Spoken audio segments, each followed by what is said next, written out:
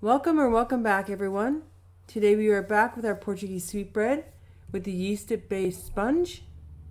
It is our finalized version and the recipe will be in the description for you. So to begin, we're going to be creating a pre-ferment sponge by adding 230 grams of warm water to a bowl.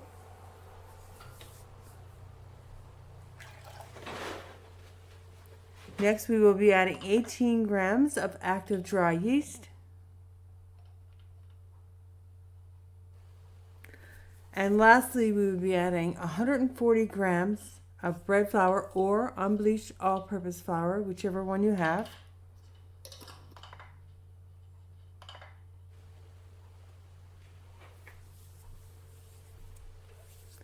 Now we want to stir this very well when we get everything added. You're going to want to cover your mixture with a lid or plastic wrap, whichever you have. And then we're going to set it aside to rest for 60 minutes. And then we'll be back for the next step. So just a little bit about the sponge before we go on and while we're waiting. If you haven't worked with a pre-ferment sponge before, you're going to really like this. It is super active and bubbly. It's going to definitely double in size, and you're going to add the total amount that is going to be in this container after the 60 minutes. So it's been 60 minutes now, and we're going to make our dough. We're going to start by adding 165 grams of margarine or butter unsalted at room temperature to our bowl.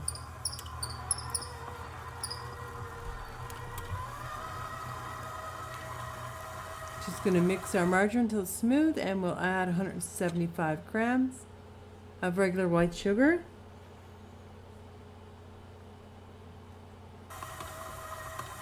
Let's just add it in now. There we go.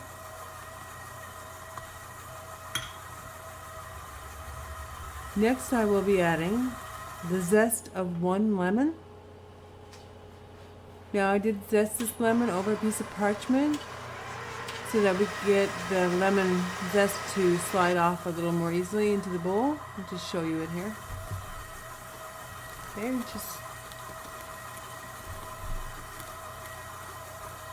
there we go.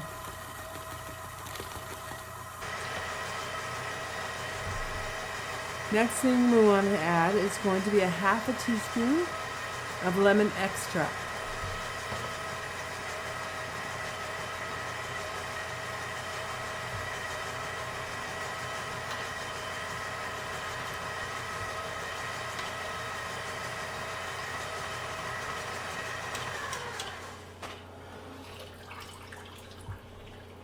And let's just scrape down the sides of the bowl there.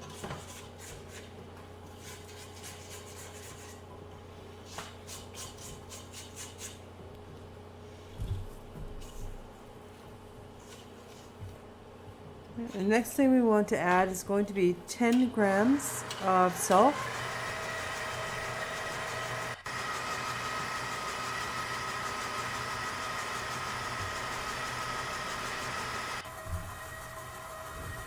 Alright, there we go. Then we'll put it right in.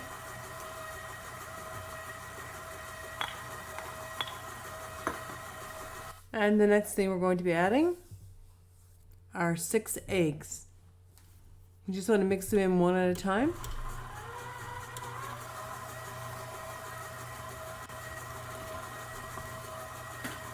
I'm not going to make you watch me add in the whole 6 eggs there. So.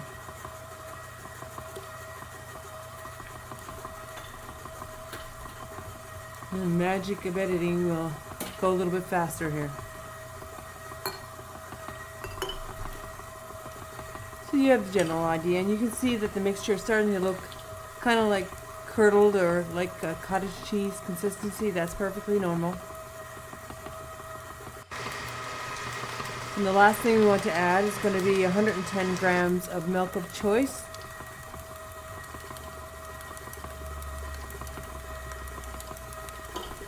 Okay. And of course, the most important thing here, we're going to grab our risen yeasted sponge that we created for our dough. Just let me reach for that now. After do one more scrape down here. Looking pretty good actually. Alright. Here we are, nice and bubbly and risen right to the top of the container. And we're adding the total amount. A little tricky getting it in here, but we'll just slow it down a bit. Here we go.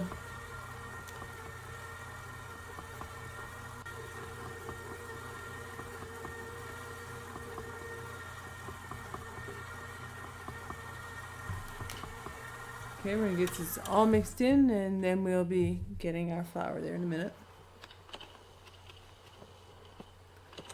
We're going to measure 705 grams of bread flour or the unbleached all-purpose flour to the bowl, and then we're going to add it into the mixer.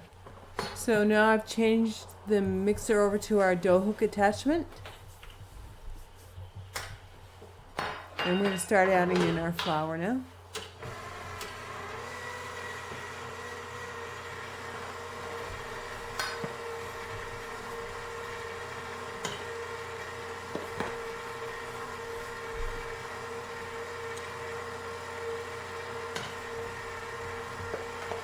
I had this little scoop from the kitchen supply store and I really love it.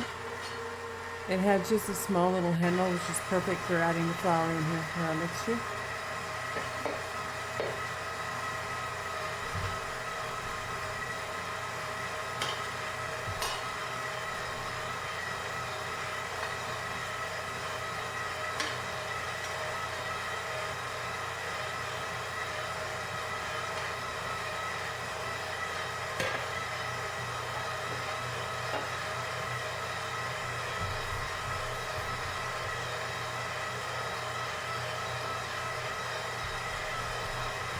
Alright, so it's looking really good.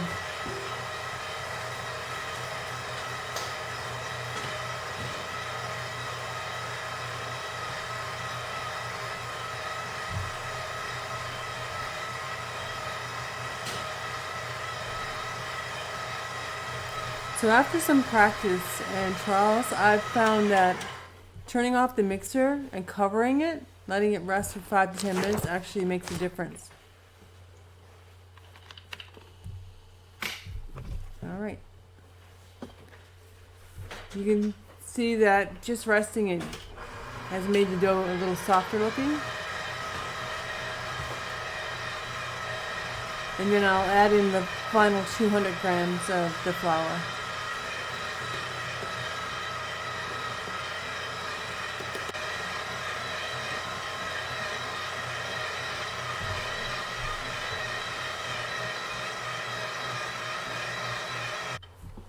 Okay, so that's all we're using our stand mixer for today. From here on, we're going to be doing the rest of this process by hand. So I'm just going to loosen the dough here. We'll get over onto our work surface, which has been lightly oiled. The dough is super sticky. That is the way it should be. I am going to use my gloves for the first part of this process.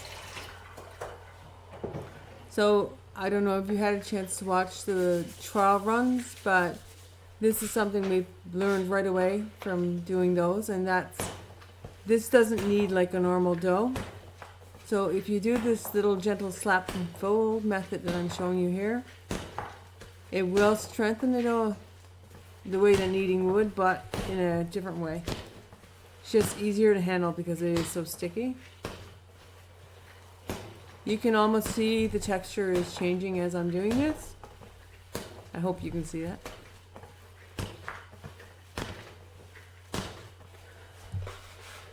Okay, when we get it to the place where we feel like it's in a good texture and stuff, we're gonna put it into our lightly oiled bowl here, and we're gonna let it rest.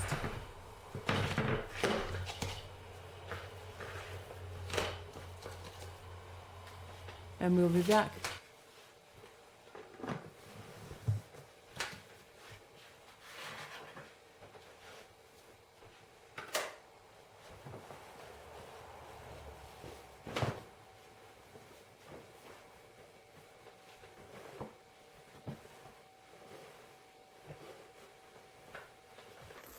I'm just trying to give it a little bit more strength.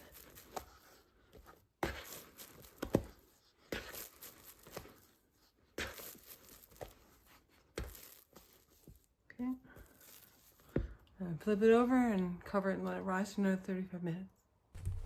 Okay, so I am going to weigh the dough and get it onto the counter. We'll start dividing here. And we're just going to do a little pre-shape. So what I've decided to do today is make one large traditional loaf. That's going to take 800 grams of dough. And I've divided up the remaining amount into 2 other loaves, which will be 571 grams each.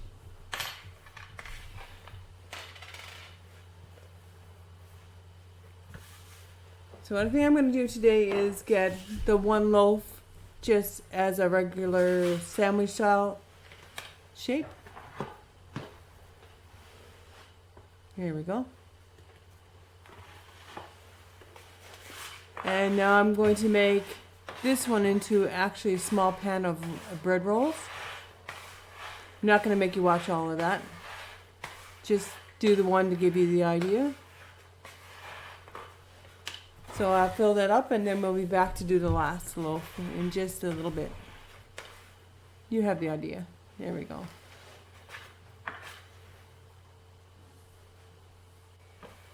All right, this is our large loaf for our traditional pan. Gonna round it up.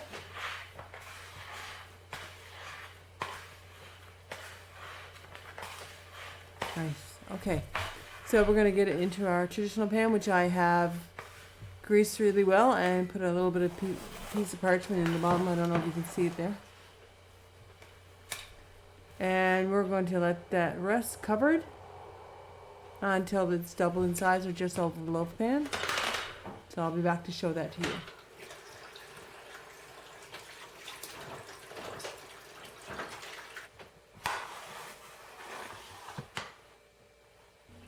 So again, I am using a flour sack towel that has been dampened with some water. And we're going to let this rise till it's above the pans and we'll be back to show you what that looks like.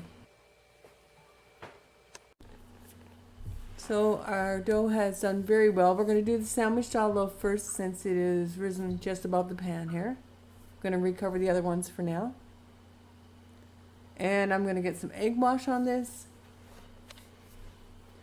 So just a quick note here. When you're doing this egg wash on your loaves, because it is an enriched dough and it is very soft, you want to use a very light-handed touch to do this, or else your brush is going to catch on the dough, and we don't want that.